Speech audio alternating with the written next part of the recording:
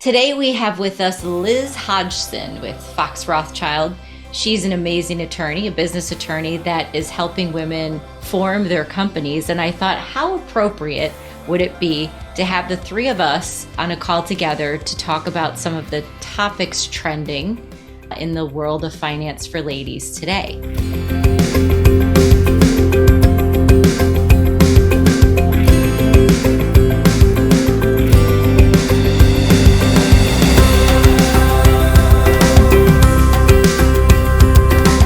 So another opportunity to sit here with my friend Calvin Rose with Clear Capital Management and the Calvin Carly Show.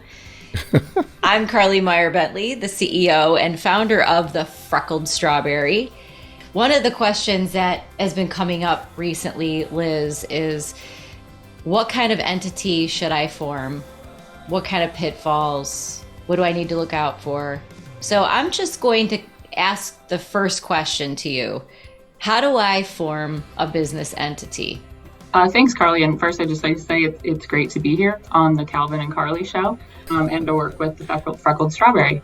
So forming an entity is kind of the first major decision that you'll make once you're trying to launch your business. And just kind of to step back and as an initial matter, I think, certainly you could operate a business and do certain commercial activities on your own, but there's so many advantages to forming an entity. Not only does it give your business credibility, but it also gives you protection from personal liability and there's lots of other aspects that go into that decision. The first steps for a woman forming a company, I recommend that they seek out counsel first to make sure that all the considerations are discussed.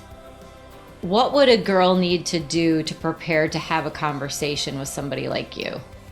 So I 100% agree that it makes so much sense to talk through the legal implications with an attorney before you form an entity. It's definitely possible to form an entity on your own through services like LegalZoom and whatnot. But the downside to that is you don't really have somebody with the experience to help you think through not just what makes sense for you right now, but what might make sense for your business a year from now, 5 years from now, 10 years from now. So before you go and speak with an attorney, I would say you want to have a really good sense of your business and what your immediate needs for the business are. You want to have a good, you don't have to have a formal business plan, but you should be able to come to me and explain exactly what you're trying to do with your business, where you're trying to do business, what you would like the business to be named. And also you should have a good sense of how are you going to finance this business? Because that's one of the biggest influences in what type of entity you form. So if this is just a business you're going to operate out of your house, you're going to fund it with your own money, maybe you're going to fund it with some money from friends and family, that would lead to a different entity form possibly than if this is the type of business where you're going to be seeking money from outside investors in the next 12 to 24 months. So I think you don't have to know everything. Obviously, you have to be a little nimble as an entrepreneur anyways, but knowing how you're going to finance your business, having a clear idea of what the business plan will be, and also who will be helping you with your business? Will you have employees? Will it just be you? If you have a good sense of those things, I think you will be in a really good position to have a good conversation with an attorney and other professional advisors to kind of guide you in the right direction from day one. Thank you for that. Can I throw a curveball in? So what happens on my end a lot is I'll have a client who will say to me, I invest in real estate and I buy these houses and properties and I, either flip them or I rent them out. And the first thing I ask them is, are you an LLC? Do you have some distance from risk? Mm-hmm. And oftentimes they say no. So what would you do in the case where somebody comes to you and say, geez, started this business, I've had it for the last 6 years, 5 years or whatever, and now I need to protect myself. Mm-hmm. No, that's a great question. And that's a common scenario where people don't get off on the right foot from the start and there's some cleanup that needs to be done. Usually there's ways, you could, at that point, you could form an entity. You could transfer the names of the contracts into the entity, get insurance in the name of the entity, and kind of start following all of the practices that you need to maintain the liability protection that an entity gives you. But unfortunately, it's not 100% foolproof, so there will always be risk to the extent that you don't have everything buttoned up from day one. Sure, I'm sure if there was any issue before you form this new entity, then you're not protected. There's no corporate veil. Yep, exactly. Yep. One of the core principles that the Freckled Strawberry covers in the initial conversation, which is the personal manifesto, like your why are you doing this business, is to begin with the end in mind. So to your point, what do you see 10 years from now, 5 years from now? Is this a passion job or a passion career that you're launching, or is this a mission-driven job or career that you're launching, which might have two different destinations? So beginning with the end in mind helps in forming the why, and then to your point, what kind of entity makes the most sense for what you're trying to accomplish. So I appreciate you saying that, and even to Calvin's point around having the formation done correctly on day one does provide a clear pathway to maybe what your financial goals really are. Yep. You touched on finance, and you said the financial piece is a very important part of launching a company. Are you going to take investors? Is this self-funding? What kind of investors are you going to take on? Is it going to be done through debt? Is it going to be done through equity?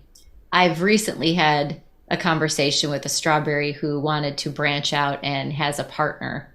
Mm-hmm. And she was navigating which way she should go. Should she become a broker? Should she just get her own broker of record? And should they have an entity? And that was one of the questions that I wanted to raise today. From a risk standpoint for her, she's trying to maximize her dollar while staying in collaboration with her business partner. And the intent and the spirit is that they get along and move forward towards their financial goals. But I could easily see the pitfalls that could happen if the contract is not written clearly on the onset. Yeah. So could you maybe give an example of why it's important to have your relationship, your business partnerships buttoned up before you go into something like that? I'm sure you've seen things blow up. Yes. Like a bad marriage. Yeah. I mean, things always start out on the right foot, right? But inevitably, I shouldn't say inevitably, but often, people's life circumstances change, or the business doesn't go as planned, and it's not always, there's trouble in paradise, basically. So regardless of the form of entity that you have, the most common would be an LLC or a corporation, at least with the work that I do. You want to make sure that when you're having conversations with anybody regarding equity, a partnership, having a stake in the business, just as an initial standpoint, you want to make sure that you don't overpromise things to people in the beginning, because you don't necessarily need an agreement to be written for it to be legally enforceable. So if you are, lots of times people think they're just having friendly conversations with people who are helping them or who have been their partners in the business, but some people really grab onto those words and hang their hat on them. So you should be very, very careful what you promise people as an initial matter. When you refer to them as your partner, or if you are talking about giving them equity in the company, whether it's stock in a corporation, membership interest in a partnership, stock options, anything along those lines. But assuming that is what you want to do, and you get to the point where you are giving equity and bringing somebody on as a real partner, you want to make sure that you have good legal documentation. In an LLC, it would be an operating agreement. In a corporation, it would be a shareholders agreement that clearly sets forth how the company is going to be managed, who's going to have what decision-making authority, what actions need to have everyone's consent. What happens if somebody dies? What happens to their equity? Does it go to their spouse?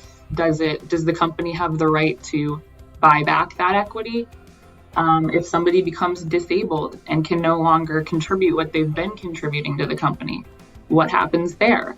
If somebody just wants to tap out, or if, the relationship sours, what happens there? So it's super important to make sure that you have, in any situation when there's more than one equity holder in a company, you want to make sure that you have things clearly set out on what would happen in kind of all of the worst case scenarios, because what you don't want is trying to negotiate that with somebody when you're in the middle of one of the worst case scenarios. Yikes. That can get very sticky wicket.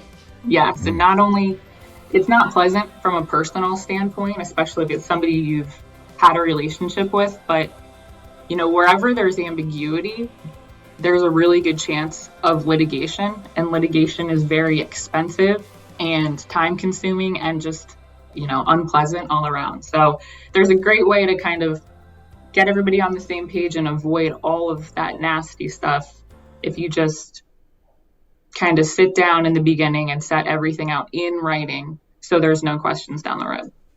Calvin, do you remember that conversation we had with Patty McKernan with Gaudenzia when she talked about ambiguity even in relationships? Oh, yeah.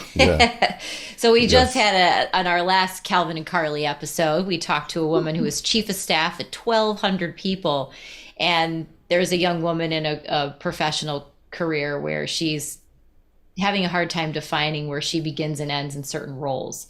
And Patty referenced the ambiguity component like you just did. And when there is confusion or not clarity around where you begin and end, like you just articulated, even in a legal or a business structure, that's where the creepies settle in. Absolutely. Bad things can happen. So it's interesting that there's a generalization with that ambiguity, even in the legal space, in partnership formations, in business spaces where there's manager and subordinate in that space. There's all those lines need to be clear.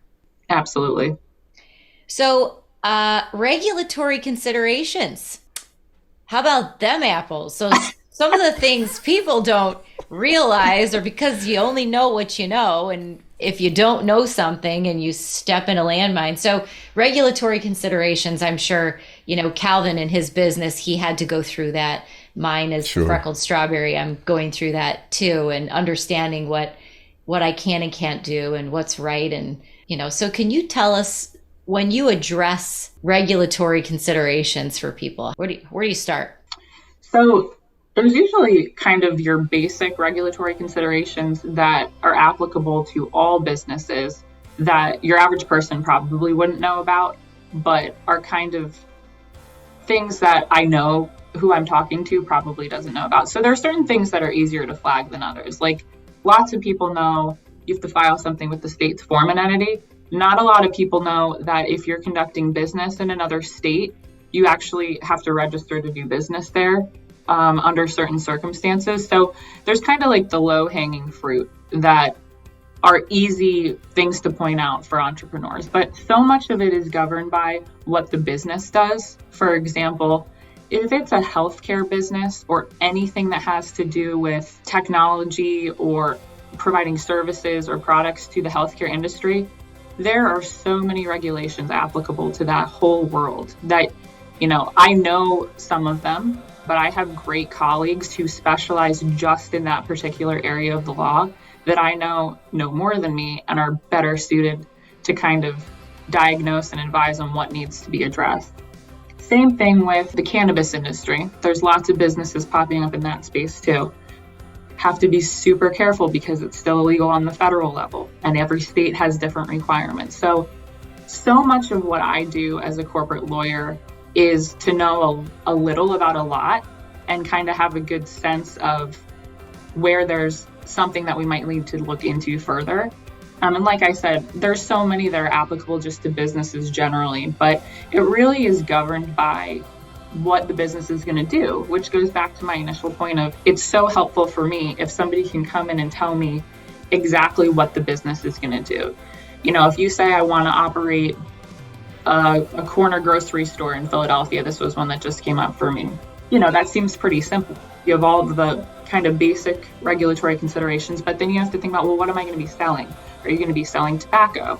Are you going to be selling alcohol? Are you going to be selling lottery tickets? So there's so much to think through that I think your average person just doesn't know about. I mean, I'm an attorney. I work with business people all the time, and I often have to reel in a specialist because they're so nitty gritty when it comes to the regulatory consideration. So for me, I usually take a pretty broad approach and kind of figure out what are the possible schemes that could apply. And then I loop in some of my colleagues that are more knowledgeable on the specifics and kind of just go from there. That's great. Very helpful. We have 3 Freckled Strawberries right now launching companies. Actually, this week, September 9th was one of hers. She is studying herbology. She is a massage therapist and a Reiki certification person. Cool. She holds that. Yeah. So she's formed her LLC, did not seek any legal counsel prior to doing that.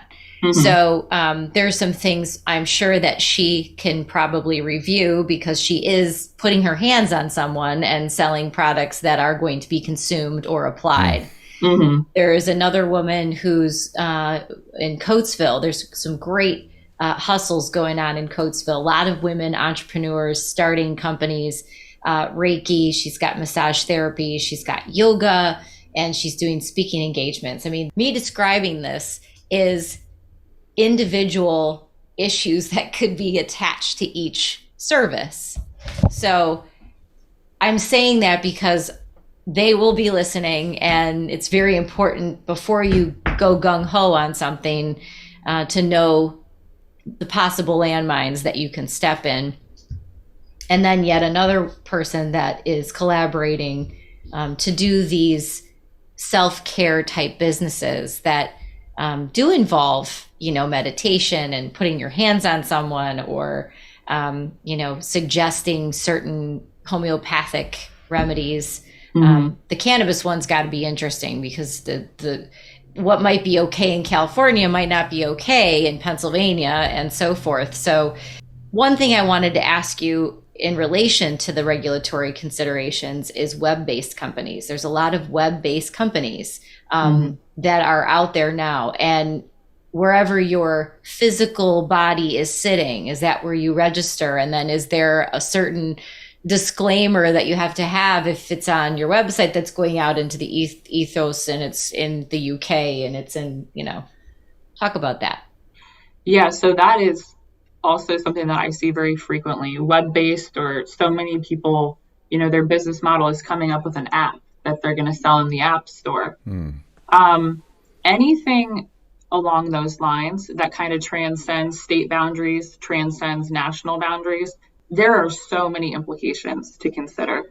For a website, lots and lots of people, they hire a website designer, they have a great platform, but they don't know that you have to have a privacy policy and a cookie policy and certain other things to technically have your website be compliant with all of the laws that are applicable to it. And that's just in the United States. Businesses that conduct business, for instance, in California, there's a statute there called the CCPA, the California Consumer Privacy Act.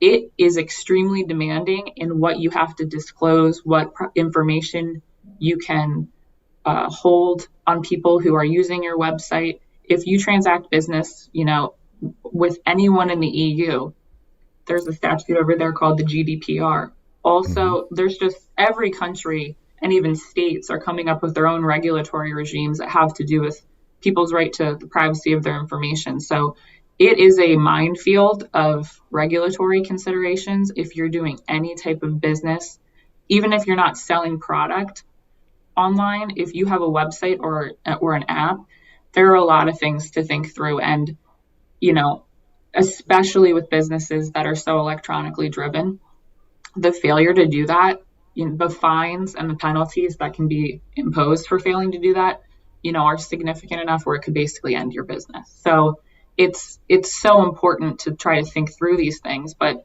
unfortunately, a lot of people just don't know. It's not that people are trying to conduct their business in a risky way. There's just, a lot of regulations and laws that your average business person just wouldn't know applied. That's exactly why I asked the question. Yeah. That's exactly why.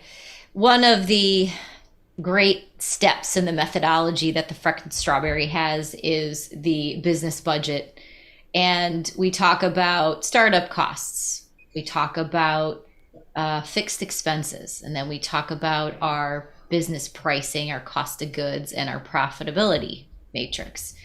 And when we get to that fixed expense piece, I highlight legal and accounting fees, and I highlight advertising and marketing fees. And I try to escalate or elevate the importance of having these fixed expenses on a balance sheet as an ongoing discipline to managing your business. When you manage your business correctly out of the gate, the sustainability probability goes up. So when someone's about to engage with an attorney, I think what I'd like to do is ask you this part of the process, because an average entrepreneur starting her company needs to know how to do this. The benefit of working with the Freckled Strawberries, they get an introduction that they wouldn't necessarily have. And so it makes it a little bit easier. But for those listening that are not part of the methodology, what would a person expect? So pretend I'm coming to you, and I thought we could maybe end here because this gives people an opportunity for an action. Like, how do I do this? So if I'm going to call Liz to say, listen, I got this great idea. I've got my business plan. I'm working with Carly at the Freckled Strawberry. I've got my business budget put together. My manifesto's written. I just need to kind of form this gig now. I'm busting out of my skin. I can't wait. Right? Then what? What do I do? Do I call you up? What do I expect? Yeah, I think you would call me up, or any attorney. For those of you that are listening that aren't part of the methodology, and that attorney should be asking you questions. They shouldn't just be, making recommendations off the bat without actually asking questions to understand your business, understand your personal finances, talk through the liability protection, the tax implications for you.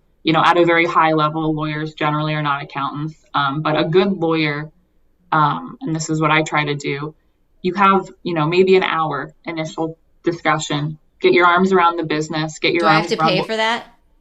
With me? No. I mean, usually I think that's really I think of it like a diagnostic session almost. Let me get my arms around the business. Let me get a sense of what work you actually need me to do or what would make sense for you at this point. You don't want to, do more than is necessary, because people starting businesses are very cost conscious. So I think initially you want to have a good consultation with your attorney. Make sure you like working with them, that you're on the same page, because you want someone who can be your advisor, not somebody you are scared to call or doesn't get back to you. So I think I gotta like my attorney, and I like Liz. I highly recommend Liz Hodgeson. She's easy to talk to. Yep. Yeah, and I would say, a good attorney is gonna, kind of give it to you straight. You should be able to understand what your attorney is telling you. That's also super important. And I think also a good attorney will give you good advice as to the other people that you should be speaking with, such as accountants, insurance people, other types of attorneys, estate planning, for example. So then what? So after I like you and we talk for an hour, and then we hang up, then do you call me back? I mean, do I have to sign some kind of engagement letter? If I say, Liz, this is great, I'm ready to move forward, then what happens? Yep. So at that point, I like to have a very candid conversation about what the cost will be, so there's no surprises. And then if you are still comfortable with moving forward, I would send you an engagement letter confirming that you're engaging me to do the work we discussed. If a retainer was appropriate, you would submit a retainer. Oftentimes, attorneys and law firms will require a retainer for a new client because there's no relationship established there yet. And then as soon as that retainer was remitted and the engagement letter was signed, we would get to work. That's great. So what I really like about our relationship Liz, that we formed for anybody that's working with the Freckled Strawberry when they get to that fifth step and they are looking to engage an attorney. After going through the methodology, their confidence level in having the dialogue with you is in a very good place.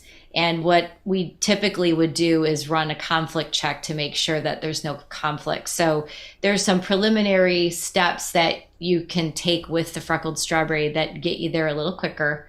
Yep. And so I want to make sure that I mention that. And I'm so happy that you're here with Calvin and I talking about these things, because I think it's the ambiguity where we don't have the confidence to pick up the phone and call. Yes. And make those appointments. Right. Very good point. You only know what you know and you don't know stuff. So Calvin, Calvin's working with a lot of people that are already making money and maybe are into their retirement, even some people that are just starting out in their careers and squirreling away money. Calvin, is there anything that you can think of that comes up when you're talking to people that would require an attorney from, I don't know, maybe a retirement perspective, for pre-retirement through corporate relationships, that they should seek out a legal attorney? Or well, on the corporate side, if they have a business, as soon as I find out they have a business, I start asking questions like, are you incorporated in some form? So you have some protections. But from a financial planning standpoint, estate planning is potentially a big deal. I usually ask my clients questions about their kids and, is this a first marriage, a second marriage? Do you have kids with special needs? You try to get the whole picture so you understand what kind of needs to happen if something were to happen to that person. And that requires some estate planning and trust and those sort of things to be set up. That's a very good point. I have a client that I'm working with now through the Freckled Strawberries platform, and it's a very interesting one. She launched a company. She's doing really well. Her husband was offered a partnership in his company, his corporation that he works at. So it's not his own business, and he was offered a partnership. And in our dialogue with her business and launching her company, this particular situation was presented, and her husband needs an attorney to review a partnership document.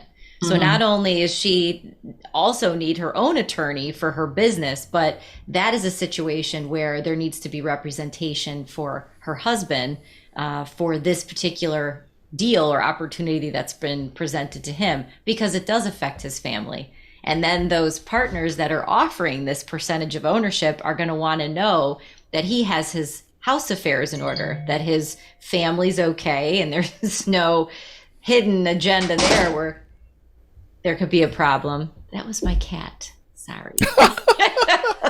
He's been a little rambunctious this morning. Jumping up here, walking past me. I'm surprised his tail hasn't made its way past my nose yet. That's funny. Sorry. Yeah, but so it's interesting how when we're dealing with entrepreneurs, there's partners, there's husbands, wives, partners in the relationship that have their own set of issues that could be a possible liability on their family. So having your estate plan done and having maybe a trust set up for your assets for protection is something. And that's a whole nother conversation, which we could have. Yes, it is. This was great help, Liz, on what to do when you're getting started. Thank you. I was great to be here. Yeah, it was very helpful. It's really helpful. I'm just even wondering if we could do another one that says, okay, you've been in business for a while. What are some of the things I should be planning for next? So we have our startup conversation, and then we have a mid-flight conversation.